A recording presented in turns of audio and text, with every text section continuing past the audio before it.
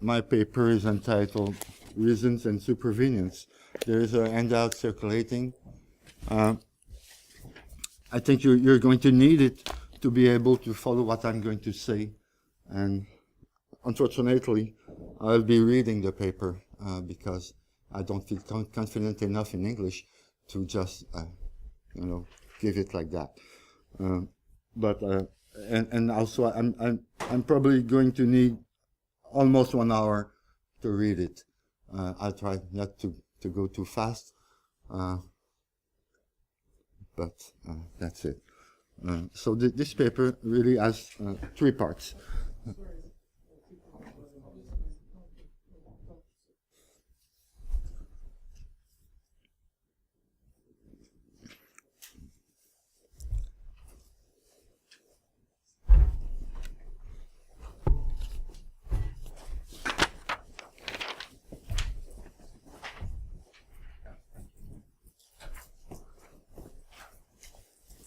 Okay, so there are 3 parts in this paper. The first part, I introduce a distinction between reasons propositions which have normative force and others that have normative content without having normative force, and a correlative distinction between reasons concepts which are normative force conferring and others that are not. In the second part, I introduce a distinction between different forms of metaphysical supervenience relations and corresponding forms of conceptual supervenience relations,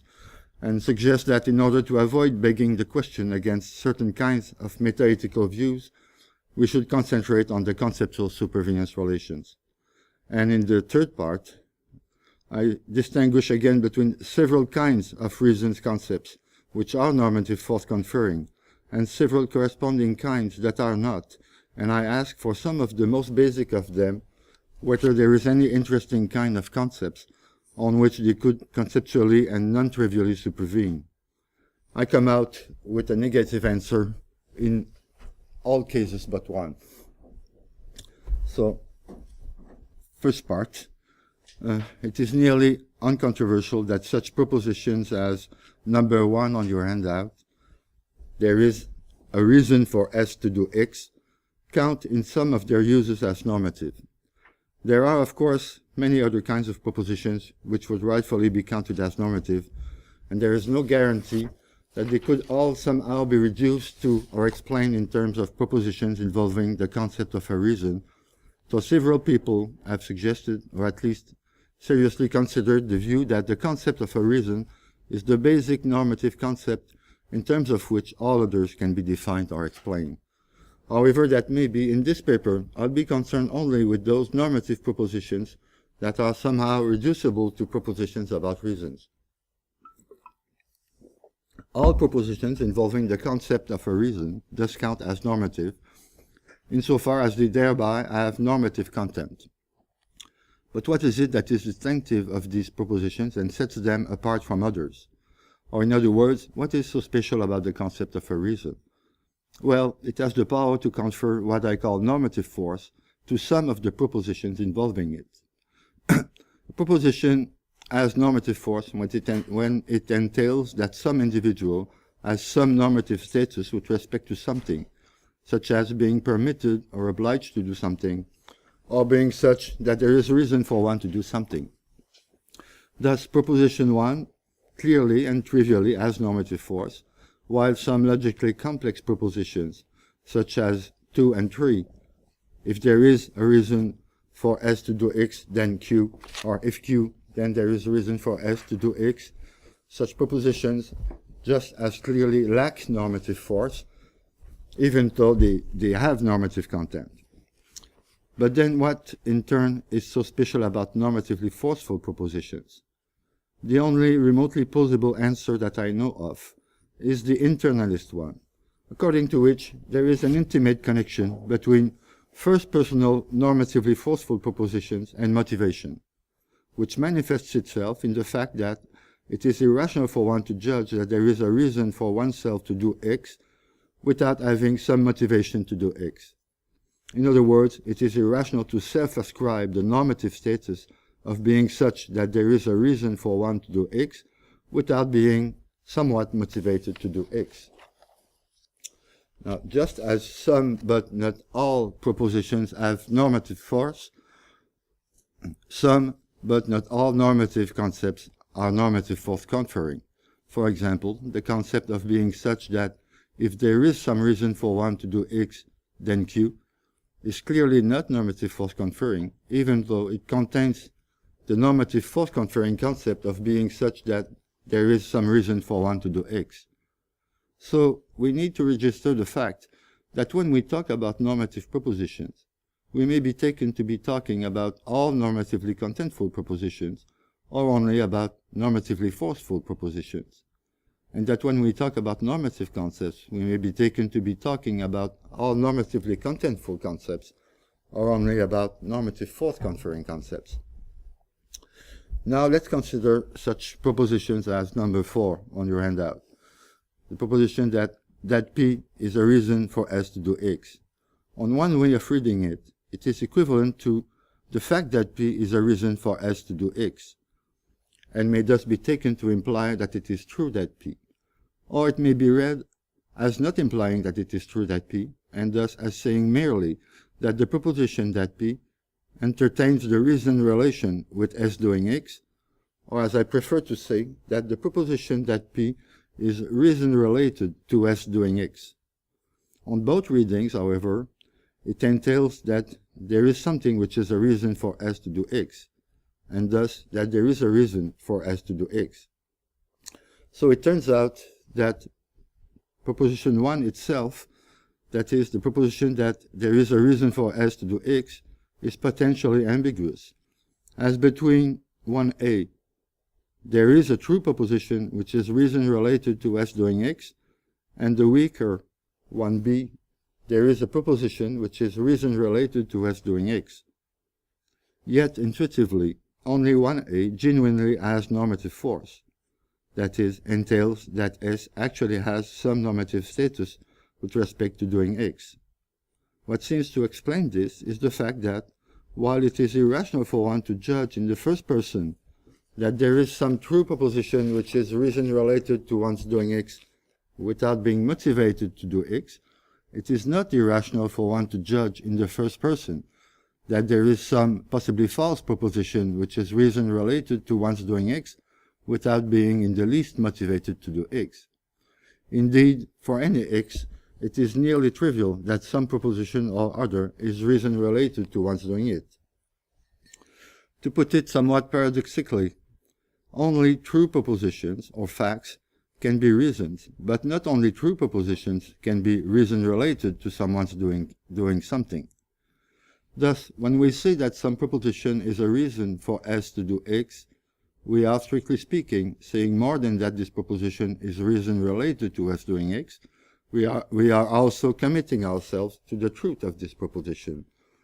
And when we say that some proposition is reason related to S doing X, what we are saying is that this proposition, if true, is or would be a reason for S to do X. This leads me to suggest that such propositions as number 4,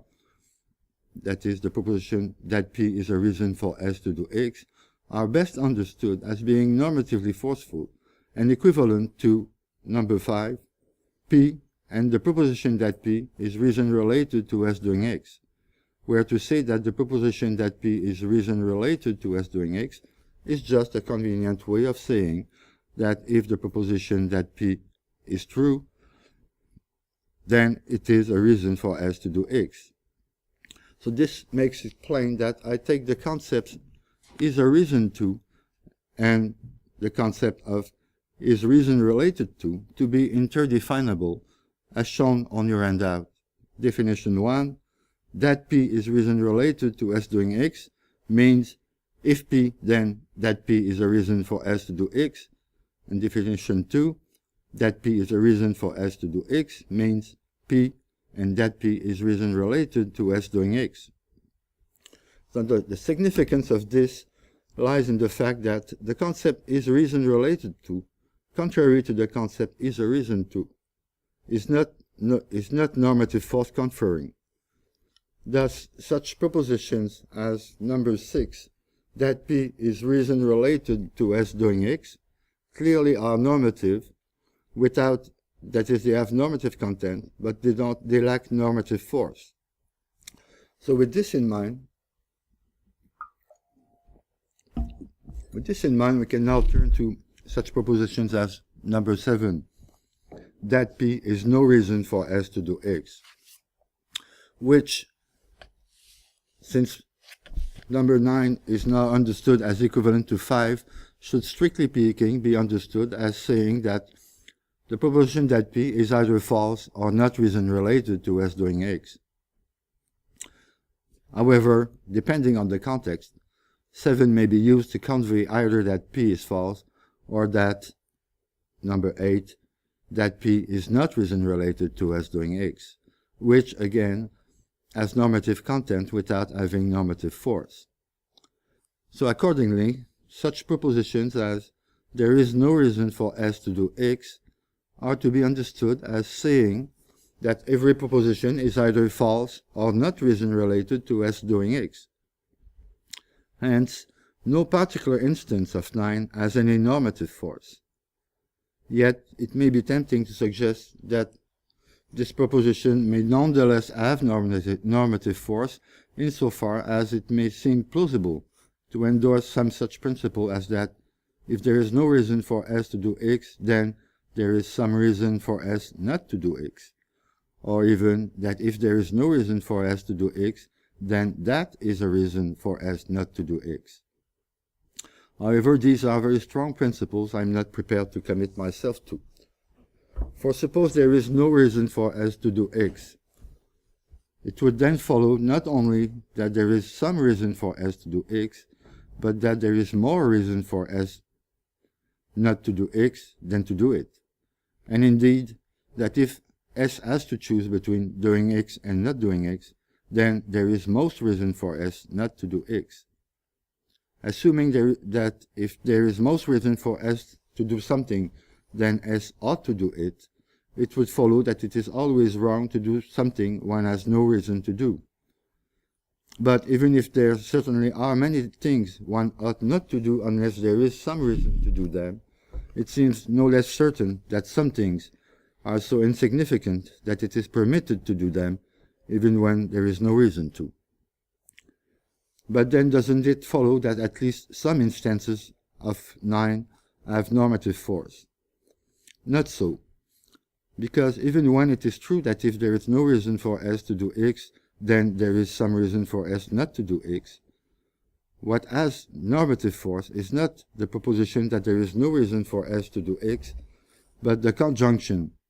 there is no reason for S to do X, and if there is no reason for S to do X, then there is some reason for S not to do X. And when it is true that there is no reason for S to do X is a reason for S not to do X, this, and not the proposition that there is no reason for S to do X, is what has normative force. So I maintain that no instance of 9 has any normative force. This is the end of part 1. So really, the first part is about reasons, second part is about supervenience, third part is about supervenience and reasons. So, as several recent surveys amply demonstrate, there is a plethora of supervenience relations that are currently investigated in the literature. Nearly all of the time, the focus is exclusively on supervenience relations construed as metaphysical relations and as holding between kinds of properties or facts. While this may well be entirely appropriate in many areas, where it is acknowledged on nearly all sides that there are properties of the relevant kinds, about which it may be asked whether they entertain some supervenience relation, it becomes questionable when the very existence of properties of the relevant kinds is in dispute. Yet, it is not as if talk of supervenience suddenly turned out to be out of place or meaningless. As Sturgeon has recently reminded us, many meta-ethicists are prepared to admit that the normative supervenes in one sense or another on the non-normative,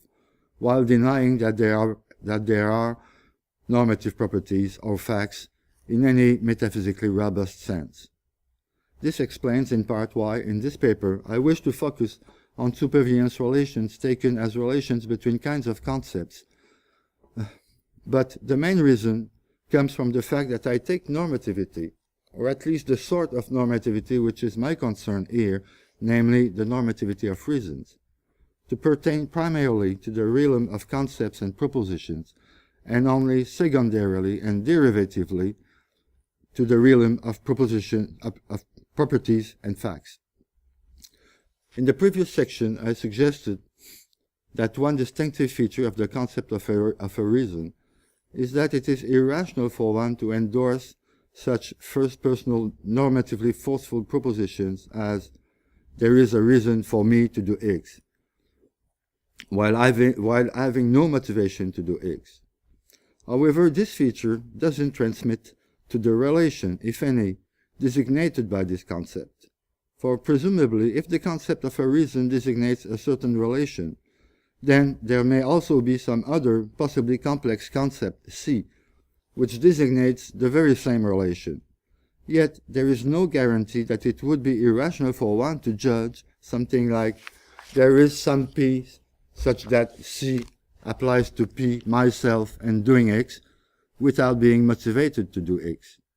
This would be irrational only if one realized that the concept C and the concept of a reason designate the same relation. Now, as far as I can tell, there may nonetheless be some other intrinsic feature of this relation which sets it apart from other, intuitively non-normative relations and makes it normative. But if there is one, I have no inkling what it might be,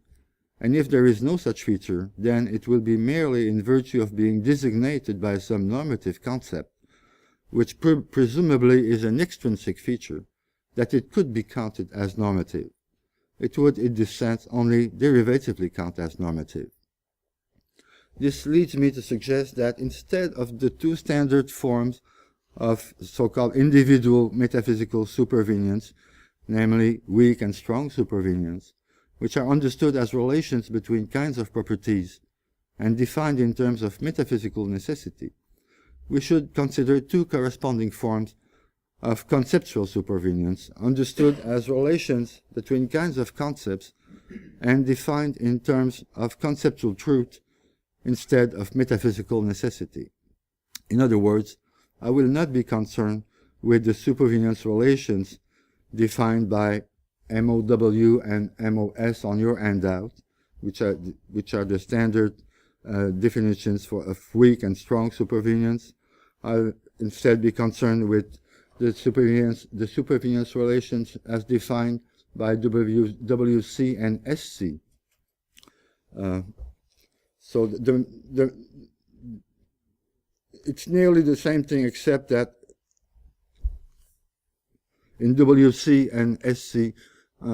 instead of being about properties, it's about concepts, and instead of being formulated in terms of an operator of necessity, it's formulated in terms of conceptual truth. So concepts of a certain kind, A star, weakly supervene on concepts of a certain kind, B star,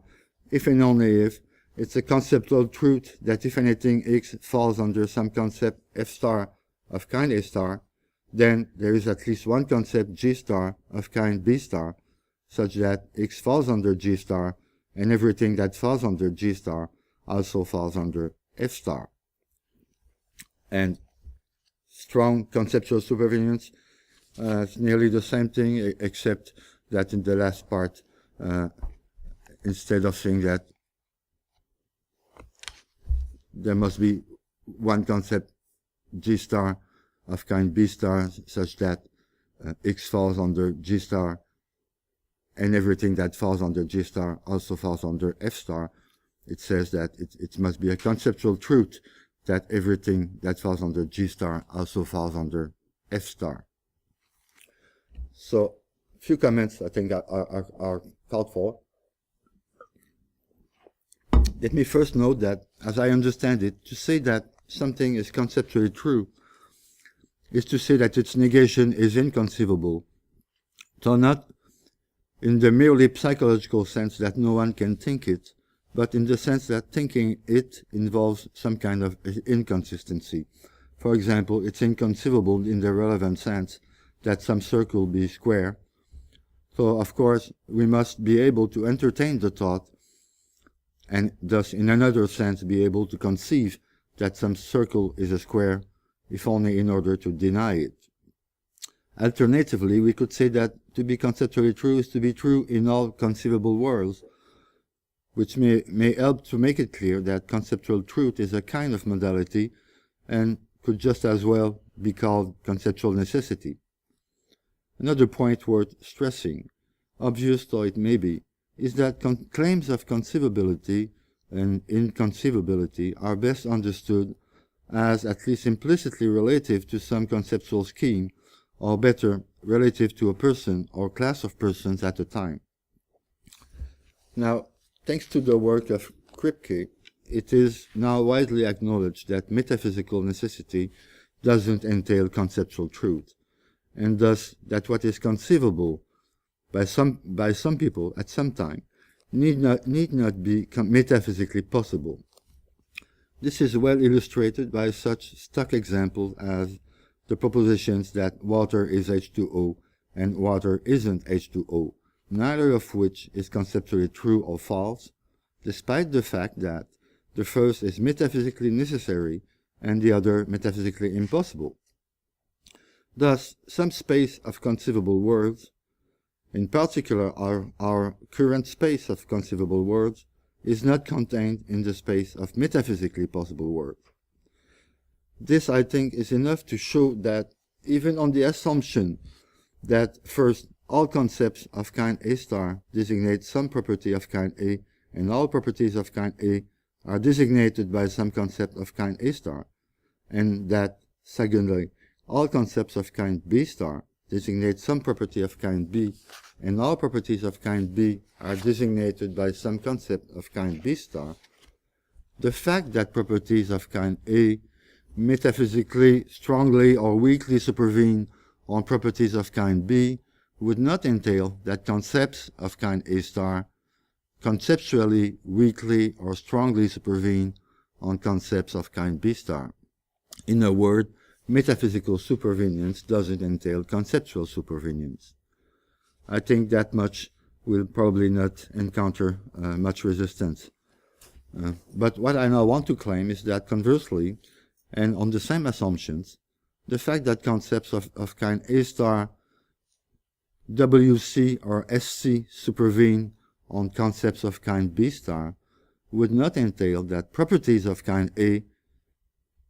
MOW or MOS supervene on properties of kind B.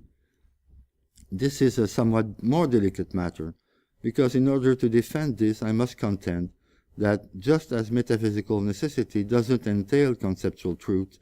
the latter doesn't entail the former, and thus that what is metaphysically possible need not be conceivable. And it would seem difficult to argue for such a claim from within any conceptual scheme. Let me stress that in denying that conceptual truth entails metaphysical necessity, I don't mean to be denying that if something is metaphysically possible, then there is some conceptual scheme or other relative to which it is conceivable, nor that there may be some ideal conceptual scheme such that if something is conceptually true relative to that scheme, then it is metaphysically necessary, nor even that there may be some even more ideal conceptual scheme such that something is conceptually true relative to that scheme if and only if it is metaphysically necessary. What I mean to be denying is merely that the space of metaphysically possible worlds is contained in every space of conceivable worlds. That is, that every metaphysical possibility is somehow reflected in every conceptual scheme. So when it is put that way, it admittedly sounds like a pretty trivial thing to say. What may, however, make the claim that something can be conceptually true without being metaphysically necessary sound odd is the fact that when we say that something is conceptually true, period, we usually mean to be saying that, as things now stand with us, it is inconceivable that it be false, or in other words, that it is conceptually true relative to our own current conceptual scheme. In any case, this is how I mean WC and SC to be understood.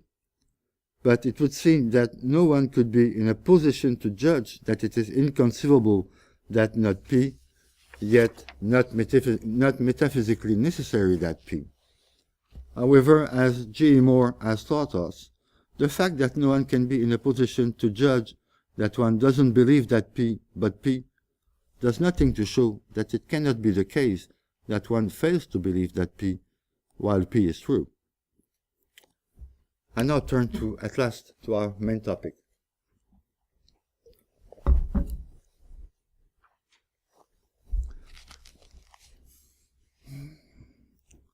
As I stressed in section 1, the normative propositions I want to consider are those which are somehow reducible to propositions about reasons. That is, propositions involving the concept of a reason. But if I am right that the concept of a reason and the concept of being reason-related are interdefinable, all propositions involving the concept of a reason could as well be seen as involving the concept of being reason-related, and vice versa. Accordingly, any concept involving one of these two concepts is to be included in the kind of normative concepts I'm concerned with, which I will refer to as reasons concepts or R concepts. Now, both the concept of a reason and the concept of being reason-related are relation concepts, which apply to at least ordered triples consisting of a proposition, an individual, and an intentional action or attitude. And this is a source of trouble in view of the fact that the supervenience relations I have been alluding to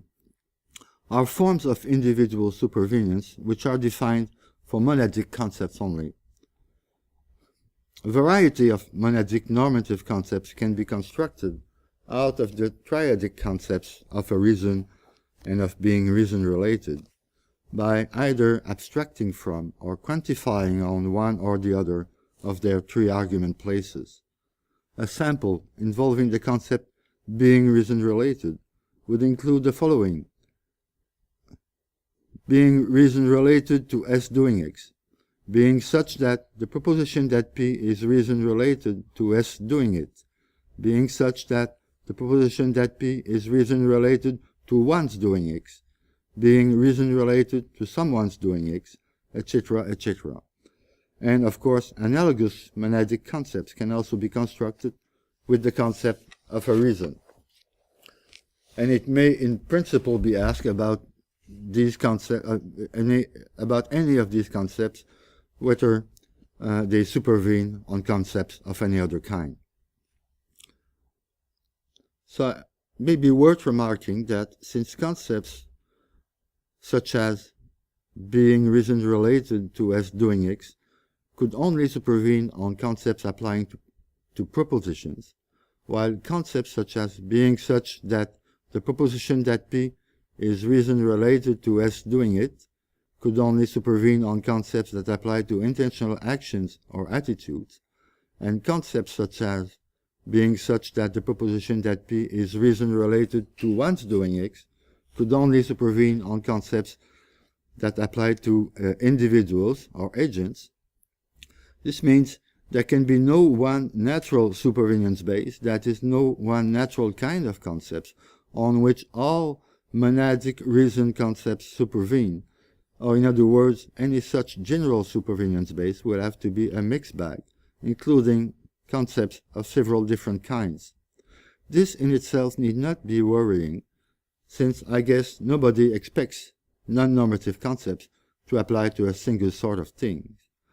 But it may be a source of trouble for those who would be tempted to go further and claim that all reasoned concepts supervene on physical or naturalistic concepts. For let's briefly consider reasoned concepts of the kind being reason-related to S doing X. which, as I have just said, will have to supervene on concepts that apply to propositions, if they supervene on concepts of any other kind. Now, it's very hard to think of any kind of non-normative concepts applying to propositions, other than such identity concepts as being the proposition that P, on which normative reasoned concepts of this kind could be said to supervene. And it is even harder to think of physical or naturalistic concepts applying to propositions that could fill the bill. So this, in my opinion, makes it very implausible that all normative concepts supervene on physical or naturalistic concepts. Now, people who raise the question whether normative concepts supervene on non-normative ones are generally concerned either with whether two persons who are indiscernible with respect to some kind of non-normative concept can nonetheless satisfy different normative concepts, or with whether two actions or attitudes which are indiscernible with respect to some kind of non-normative concepts can nonetheless satisfy different normative concepts, presumably because they focus on such normative concepts as being good, or being such that one ought to do X, or being such that S ought to do it, which suggests that when it comes to reasons concepts, they would be especially interested in supervenience claims concerning either such reasons concepts as being such that the proposition that P is reason related to one's doing X, and being such that the fact that P is a reason for one to do X, or such reasons concepts as being such that the proposition that P is reason related to S doing it, and being such that the fact that P is a reason for S to do it. However, in this paper, I will only have time to briefly consider reasons concepts of the first two kinds. So I start by asking whether there is any interesting kind of non-normative concepts on which reasons concepts of the kind being such that the proposition that P is reason related to one's doing X might plausibly and non-trivially WC supervene, that is, weakly conceptually supervene. It seems intuitively plausible at first to suggest that the WC supervene on motivational concepts, that is, on concepts which can be constructed out of such concepts as desiring that Q, with the help of ordinary logical operators. This, of course, would be consistent with the view that in some or even all cases, the proposition that P is reason related to S doing X only if everyone is such that the proposition that P is reason related to his or her doing X, no matter what his or her motivational attitudes are. But it is tempting to think that if the proposition that P is reason related to S doing X without being reason related to S stars doing X, it must be on account of the fact that S and S star differ in some of their motivational attitudes. However, there are at least two obvious problems with this suggestion. Problem one, which I call the capacity and opportunity problem. It seems that the proposition that a child is drowning in the swimming pool can very well be reason related to S stepping into the water without being reason related to S star stepping into the water, even when S and S star are conceptually indiscernible in all motivational respects. This may happen, for example, if S star is in a wheelchair or 100 miles away, or otherwise unable to step into the water, and if being such that the proposition that P is reason related to one's doing X requires that one has the capacity and opportunity to do X, or in other words, that doing X is among one's options. And problem two is the identity problem. Suppose S suddenly finds herself in the middle of a lake so that she needs to start swimming in order to survive, and desires to survive. that S finds herself in the middle of a lake would then, plausibly enough, be a reason for her to start swimming. But it may very well not be a reason for S star to start swimming, even if she is motivationally indiscernible from S, so that both S and S star desire both that S survives and that S star survives, and her capacities and opportunities are the same as S. What matters here, of course, is the identity of the individuals in question. The proposition that S is in the middle of a lake is reason related to S starting to swim, but not to S star starting to swim. And similarly, that S star is in the middle of a lake is reason related to S star starting to swim, but not to S starting to swim. Now, it is of course anything but clear exactly when S and S star can be said to have the very same capacities and opportunities. But since one's opportunities, at least with respect to actions, would seem to depend pretty much on one's spatiotemporal location, it is arguable that this could be interpreted in such a strict way that different individuals can have the very same capacities and opportunities only if they inhabit different worlds, or more precisely, in such a way that there is no conceivable world in which different individuals have the very same capacities and opportunities. On this assumption, it would be conceptually but trivially true that if S is such that the proposition that P is reason related to S doing X, then there is some capacity and opportunity concept C such that S is C, and everyone who is C is such that the proposition that P is reason related to her doing X, because everyone who is C would then be identical to S. Or in other words, it would be trivially true that reason's concepts of the kind being such that the proposition that P is reason related to one's doing X, WC supervene on capacity and opportunity concepts. Now, we can do somewhat better for the special cases where doing X consists not in performing some action, but in having some intentional attitude, such as believing or desiring that Q. Consider reason's concepts of the kind being such that the proposition that P is reason related to one's believing that Q. Some people hold that if anyone is such that the proposition that P is reason related to her believing that Q, then everyone is, while others think that whether someone is such that the proposition that P is reason related to her believing that Q depends on her motivations and interests. Either way, it would seem plausible to suggest that reason's concepts of the kind being such that the proposition that P is reason related to one's believing that Q, WC supervene on motivational and capacity concepts. Or in other words, that it is conceptually true that if S is such that the proposition that P is reason related to her believing that Q, then there is some motivational and capacity concept C such that S is C, and everyone who is C is also such that the proposition that P is reason related to her believing that Q. As far as I can see, the same could be said for reason's concepts of the kind being such that the proposition that P is reason related to one's desiring that Q. The fact that there is no conceivable world in which different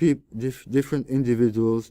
have the very same capacities and opportunities is of course compatible with there being a conceivable world in which some individual has such and such capacities and opportunities, and another conceivable world in which some other individual has the very same capacities and opportunities. But since two such individuals may nonetheless fail to be motivationally indiscernible, it follows that reason's concepts of the kind being such that the proposition that P is reason related to one's doing X do not strongly conceptually supervene on capacity and opportunity concepts. In other words, it's not conceptually true that if S is such that the proposition that P is reason related to S doing X, then there is some capacity and opportunity concept C such that S is C, and it is conceptually true that everyone who is C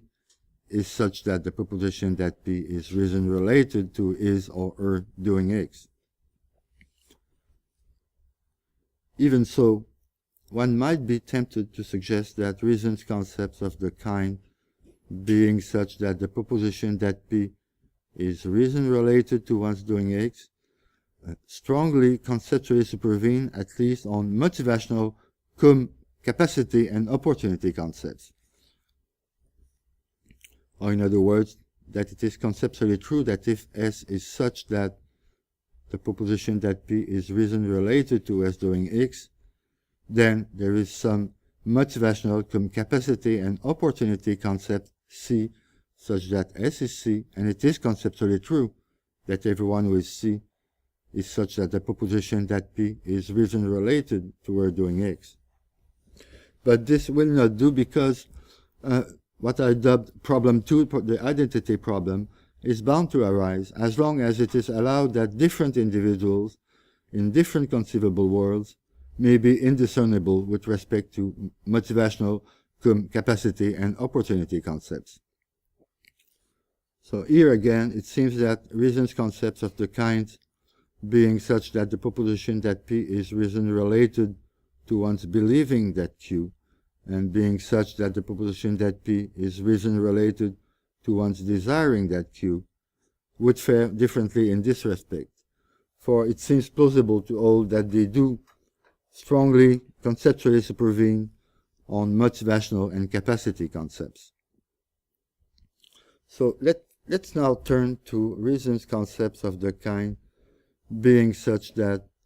the fact that P is a reason for one to do X, which I suggested could be seen as being of the kind being such that P and the proposition that P is reason related to one's doing X.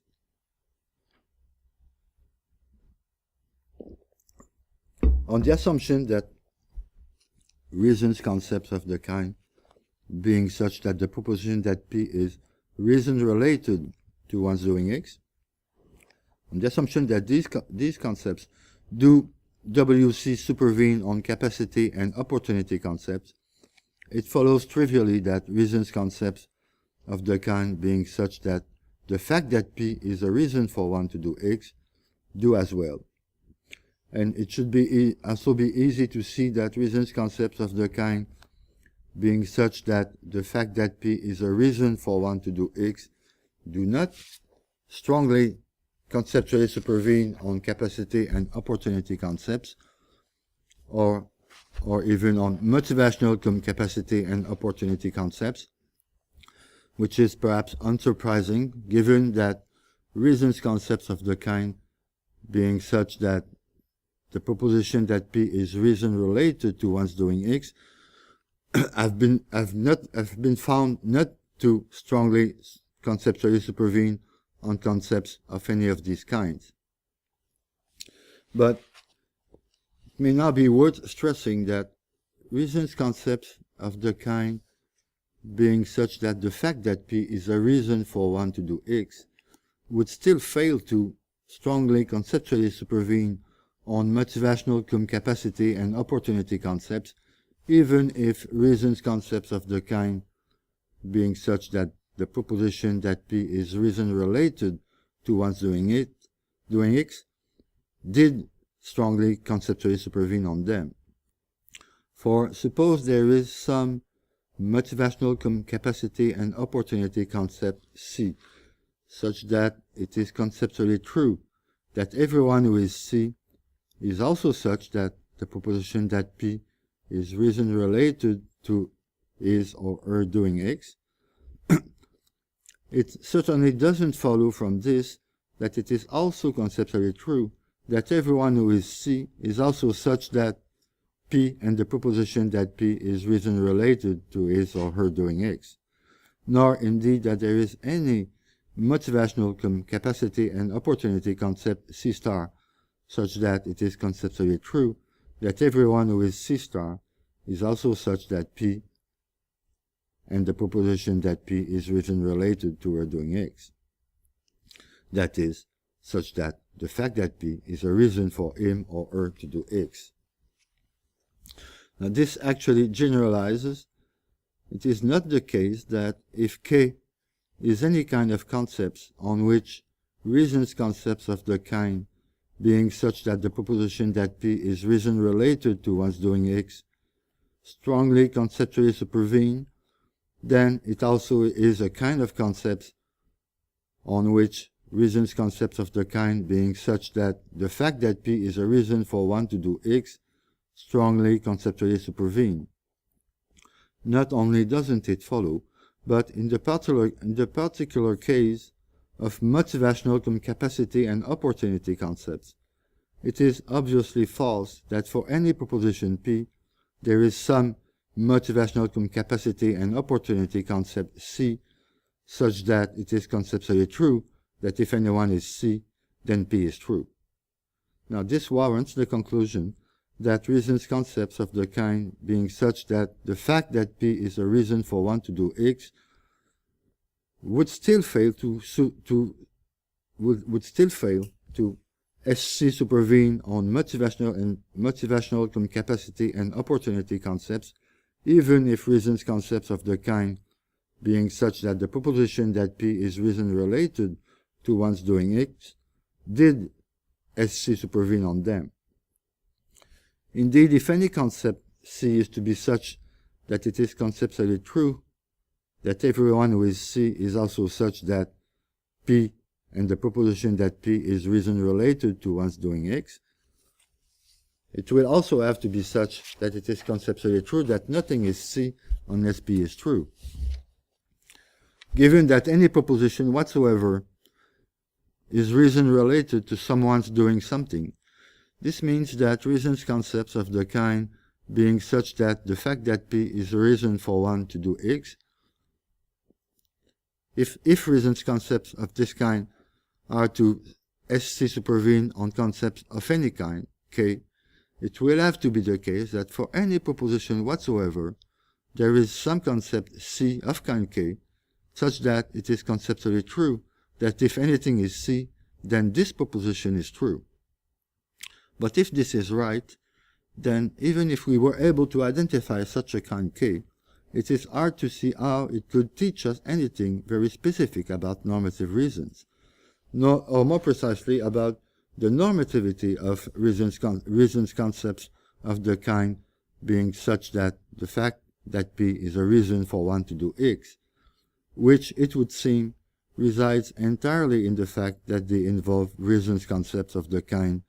being such that the proposition that P is reason related to S doing X. On the assumption that reasons concepts of the kinds being such that the proposition that P is reason related to one's believing that Q, and being such that the proposition that P is reason related to one's desiring that Q, do WC supervene on motivational and capacity concepts, it follows trivially that reasons concepts of the kind being such that the fact that P is a reason for one to believe that Q, and being such that the fact that P is a reason for one to desire that Q, do as well. Now, I said it would be plausible to hold that reasons concepts of the kinds being such that the proposition that P is reason related to one's believing that Q, and being such that the proposition that P is reason related to one's desiring that Q, SC supervene on motivational and capacity concepts. It should now be easy to see that reasons concepts of the kinds being such that the fact that P is a reason for one to believe that Q, and being such that the fact that P is a reason for one to desire that Q, nonetheless fail to SC supervene on motivational and capacity concepts. For it is obviously false that for any proposition P, there is some motivational incapacity concept C such that it is conceptually true that if anyone is C, then P is true. Now, it is often remarked that, as McLaughlin and Bennett put it, someone who asserts a weak supervenience thesis but denies the corresponding strong supervenience thesis must provide an explanation of why the weak supervenience thesis is true that does not entail that the relevant strong supervenience thesis is true as well. End of quote. However, in this instance, it seems very easy to understand why reasons concepts of the kind being such that the fact that P is a reason for one to believe that Q, and being such that the fact that P is a reason for one to desire that Q, fail to strongly conceptually supervene on motivational incapacity concepts, despite the fact that they do weakly conceptually supervene on them. At last, I'm going to conclude now. Of all the reasons concepts I have examined, the only ones which could plausibly, non-trivially, strongly conceptually supervene, or even weakly conceptually supervene on concepts of some other kind, are the reasons concepts of the subkinds being such that the proposition that P is reason related to one's believing that Q, and being such that the proposition that P is reason related to one's desiring that Q. There are several other kinds of reasons concepts which I haven't considered in this paper. In particular, I haven't considered reasons concepts of the kind being such that the proposition that P is reason related to us doing it, or of the kind being such that the proposition that P, the fact that P is a reason for S to do it. But, and for all that I have said, it may still turn out that some of them non-trivially conceptually supervene on concepts of some other interesting kinds. However, I hope and think that I have said enough for it to be reasonably clear that as far as reasons concepts are concerned, there is simply no interesting kind of concepts on which all of them conceptually and non-trivially supervene. A fortiori, there is no interesting kind of concepts on which all normative concepts conceptually and non-trivially supervene. So, thank you, and I apologize for being so hard to follow.